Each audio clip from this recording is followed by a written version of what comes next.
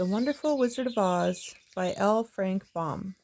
Chapter 7. The Journey to the Great Oz.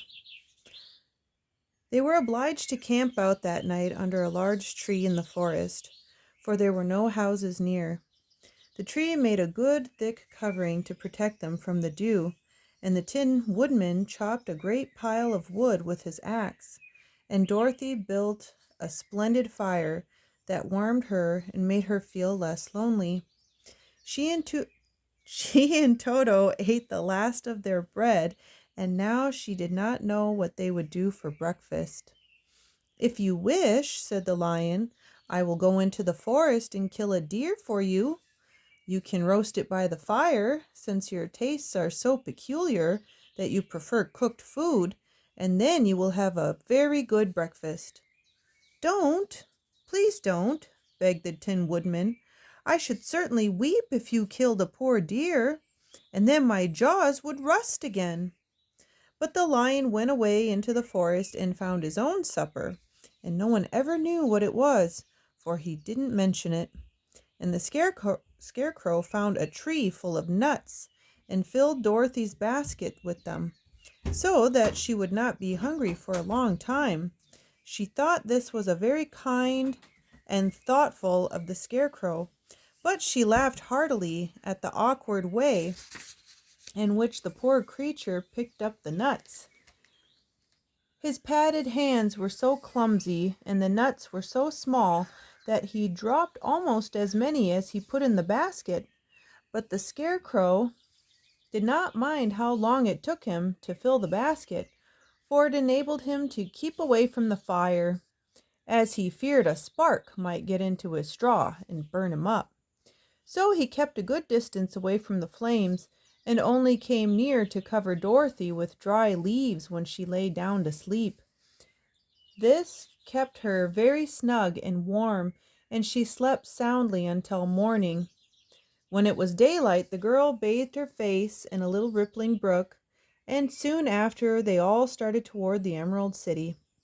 This was to be an eventful day for the travelers. They had hardly been walking an hour when they saw before them a great ditch that crossed the road and divided the forest as far as they could see on either side. It was a very wide ditch, and when they crept up to the edge and looked into it, they could see it was also very deep, and there were many big, jagged rocks at the bottom. The sides were so steep that none of them could climb down, and for a moment it seemed that their journey must end. "What shall we do?" asked Dorothy despairingly. "I haven't the faintest idea," said the Tin Woodman, and the Lion shook his shaggy mane and looked thoughtful. But the Scarecrow said, "Well, we cannot fly, that is certain. Neither can we climb down into this great ditch. Therefore, if we cannot jump over it, we must stop where we are." "I think I could jump over it," said the Cowardly Lion, after measuring the distance carefully in his mind. "Then we're all right," answered the Scarecrow, "for you can carry us all over on your back one at a time." "Well, I'll try it," said the Lion. "Who will go first?" "I will," declared the Scarecrow. "For if you found that you could not jump over the gulf, Dorothy would be killed, or the Tin Woodman badly dented on the rocks below. But if I'm on your back, it will not matter so much, for the fall would not hurt me at all." "I'm terribly afraid of falling myself," said the Cowardly Lion, "but I suppose there's nothing to do but try it. So get on my back, and we will make the attempt." The Scarecrow sat upon the Lion's back, and the big beast walked to the edge of the gulf and crouched down. "Why don't you run and jump?" asked the Scarecrow. "Because that isn't the way we lions do these things," he replied. Then, giving a great spring, he shot through the air and landed safely on the other side. They were all greatly pleased to see how easily he did it, and after the Scarecrow had got down from his back, the Lion sprang across the ditch again. Dorothy thought she would go next. So she took Toto in her arms and climbed on the lion's back, holding tightly to his mane with one hand. The next moment it seemed as if she was flying through the air, and then, before she had time to think about it, she was safe on the other side.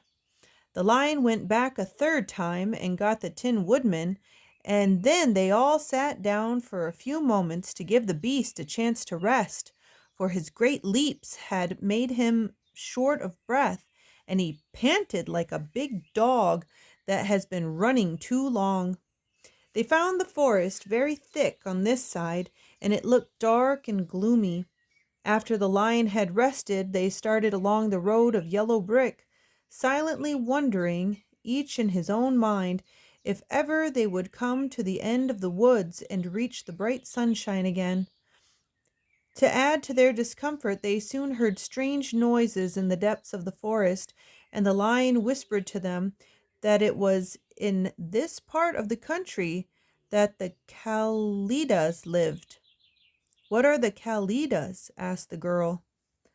"They are monstrous beasts, with bodies like bears and heads like tigers," replied the lion, "and with claws so long and sharp that they could tear me in two as easily as I could kill Toto.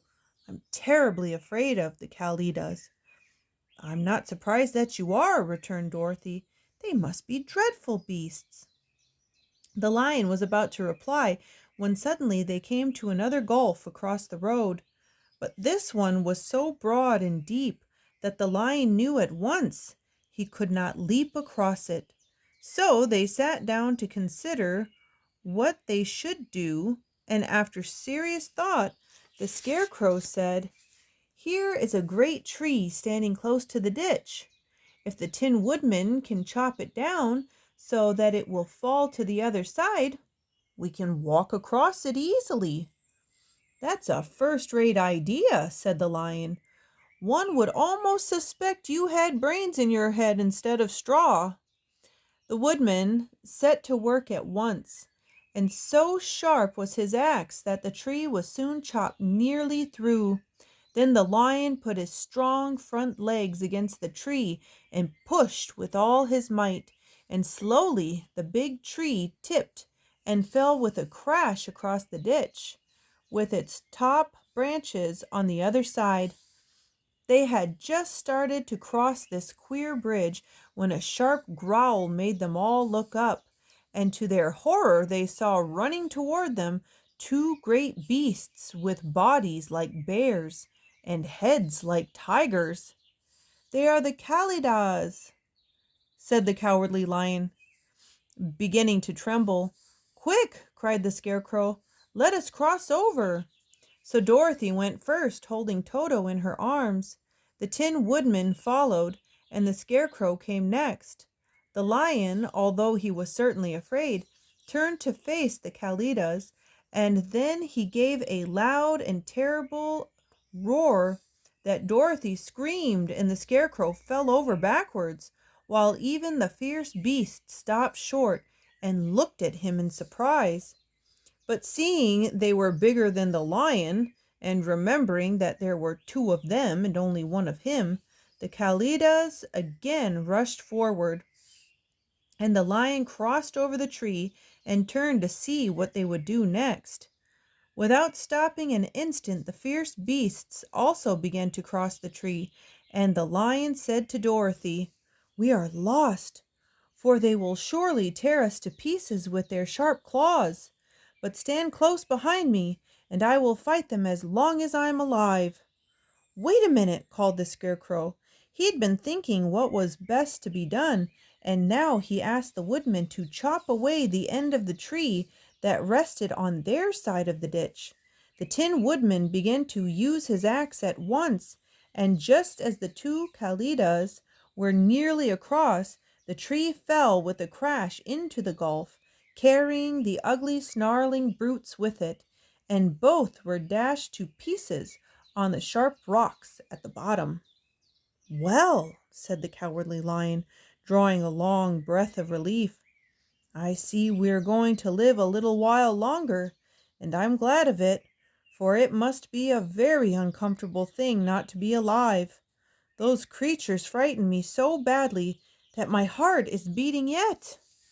"Ah," said the Tin Woodman sadly, "I wish I had a heart to beat." This adventure made the travelers more anxious than ever to get out of the forest, and they walked so fast that Dorothy became tired and had to ride on the lion's back. To their great joy, the trees became thinner the farther they advanced, and in the afternoon they suddenly came upon a broad river flowing swiftly just before them.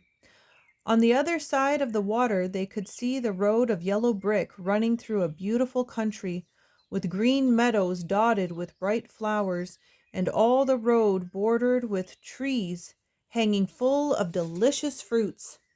They were greatly pleased to see this delightful country before them. "How shall we cross the river?" asked Dorothy. "That is easily done," replied the Scarecrow. "The Tin Woodman must build us a raft so we can float to the other side." So the Woodman took his axe and began to chop down small trees to make a raft. And while he was busy at this, the Scarecrow found on the river bank a tree full of fine fruit. This pleased Dorothy, who had eaten nothing but nuts all day, and she made a hearty meal of the ripe fruit. But it takes time to make a raft, even when one is as industrious and untiring as the Tin Woodman, and when night came the work was not done. So they found a cozy place under the trees where they slept well until the morning, and Dorothy dreamed of the Emerald City and the good Wizard Oz, who would soon send her back to her own home again. Chapter 8. The Deadly Poppy Field. Our little party of travelers awakened the next morning, refreshed and full of hope, and Dorothy breakfasted like a princess off peaches and plums from the trees beside the river. Behind them was the dark forest they had passed safely through, although they had suffered many discouragements. But before them was a lovely sunny country that seemed to beckon them on to the Emerald City. To be sure, the broad river now cut them off from this beautiful land, but the raft was nearly done, and after the Tin Woodman had cut a few more logs and fastened them together with wooden pins, they were ready to start. Dorothy sat down in the middle of the raft and held Toto in her arms. When the Cowardly Lion stepped upon the raft, it tipped badly, for he was big and heavy. But the Scarecrow and the Tin Woodman stood upon the other end to steady it, and they had long poles in their hands to push the raft through the water. They got along quite well at first, but when they reached the middle of the river, the swift current swept the raft downstream, farther and farther away from the road of yellow brick, and the water grew so deep that the long poles would not touch the bottom. "This is bad," said the Tin Woodman, "for if we cannot get to the land we shall be carried into the country of the Wicked Witch of the West, and she will enchant us and make us her slaves." "And then I should get no brains," said the Scarecrow. "And I should get no courage," said the Cowardly Lion. "And I should get no heart," said the Tin Woodman. "And I shall never get back to Kansas," said Dorothy. "We must certainly get to the Emerald City if we can," the Scarecrow continued, and he pushed so hard on his long pole that it stuck fast in the mud at the bottom of the river, and before he could pull it out again or let go, the raft was swept away and the poor Scarecrow left clinging to the pole in the middle of the river. "Goodbye," he called after them, and they were very sorry to leave him indeed. The Tin Woodman began to cry, but fortunately remembered that he must rust, that he might rust, and so dried his tears on Dorothy's apron. Of course, this was a bad thing for the Scarecrow. "I am now worse off than when I first met Dorothy," he thought. "Then I was stuck on a pole in a cornfield where I could make believe scare the crows, at any rate, but surely there is no use for a scarecrow stuck on a pole in the middle of a river. I'm afraid I shall never have any brains after all." Down the stream the raft floated, and the poor scarecrow was left far behind. Then the lion said, "Something must be done to save us. I think I can swim to the shore and pull the raft after me, if you will only hold fast to the tip of my tail." So he sprang into the water, and the Tin Woodman caught fast hold of his tail, when the lion began to swim with all his might toward the shore. It was hard work, although he was so big, but by and by they were drawn out of the current, and then Dorothy took the Tin Woodman's long pole and helped push the raft to the land. They were all tired out when they reached the shore at last and stepped off upon the pretty green grass, and they also knew that the stream had carried them a long way past the road of yellow brick that led to the Emerald City. "What shall we do now?" asked the Tin Woodman, as the lion lay down on the grass to let the sun dry him. "We must get back to the road in some way," said Dorothy. "The best plan will be to walk along the river bank until we come to the road again," remarked the lion. So, when they were rested, Dorothy picked up her basket, and they started along the grassy bank, back to the road from which the river had carried them. It was a lovely country, with plenty of flowers and fruit trees and sunshine to cheer them, and they had not felt so sorry for the poor scarecrow. They could have been, ooh, I did that wrong. And had they not felt so sorry for the poor scarecrow, they could have been very happy. They walked along as fast as they could, Dorothy only stopping once to pick a beautiful flower, and after a time the Tin Woodman cried out, "Look!" Then they all looked at the river and saw the scarecrow perched upon his pole in the middle of the water, looking very lonely and sad. "What can we do to save him?" asked Dorothy. The lion and the woodman both shook their heads, for they didn't know. So they sat down upon the bank and gazed wistfully at the scarecrow until a stork flew by, which, seeing them, stopped to rest at the water's edge. "Who are you, and where are you going?" asked the stork.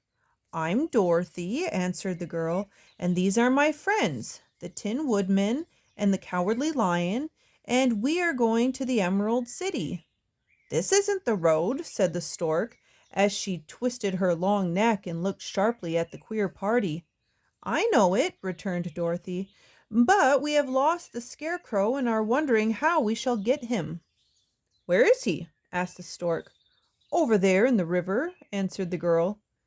"If he wasn't so big and heavy, I would get him for you," remarked the stork.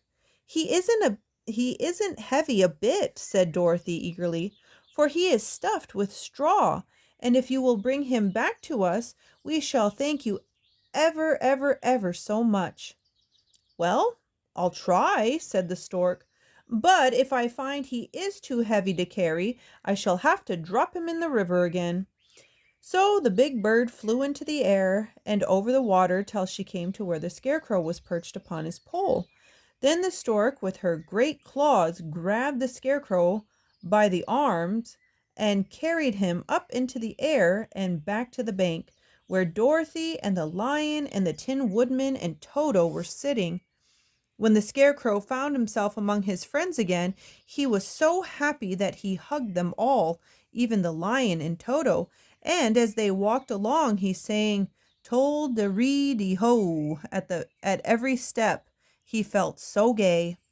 "I was afraid I should have to stay in the river forever," he said, "but the kind stork saved me, and if I ever get any brains I shall find the stork again and do it some kindness in return."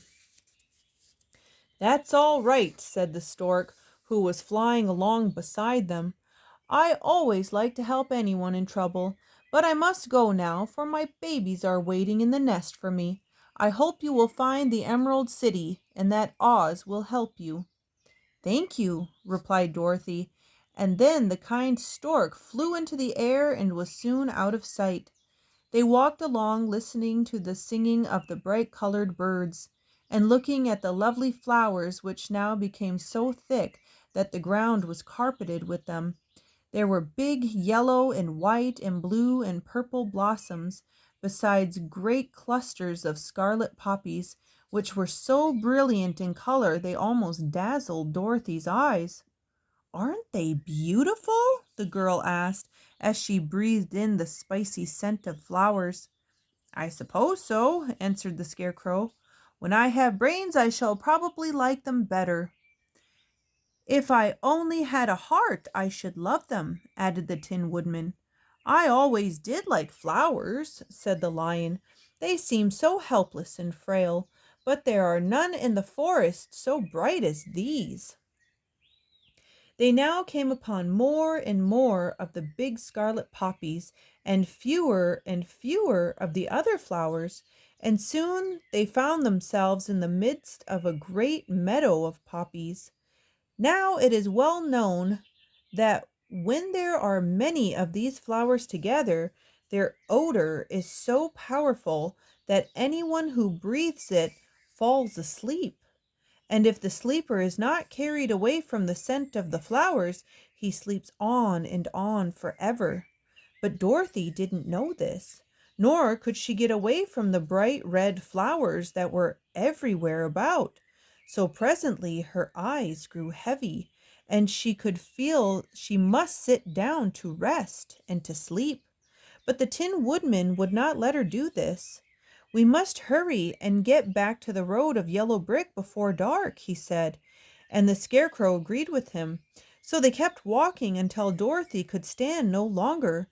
Her eyes closed in spite of herself, and she forgot where she was and fell among the poppies, fast asleep.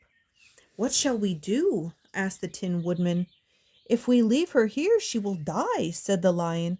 "The smell of the flowers is killing us all. I myself can scarcely keep my eyes open, and the dog is already asleep." It was true. Toto had fallen down beside his little mistress, but the Scarecrow and the Tin Woodman, not being made of flesh, were not troubled by the scent of the flowers. "Run fast," said the Scarecrow to the Lion, "and get out of this deadly flower bed as soon as you can.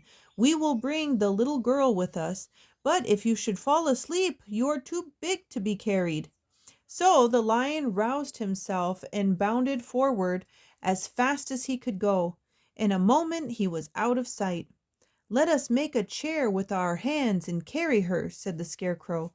So they picked up Toto and put the dog in Dorothy's lap, and then they made a chair with their hands for the seat and their arms for the arms and carried the sleeping girl between them through the flowers.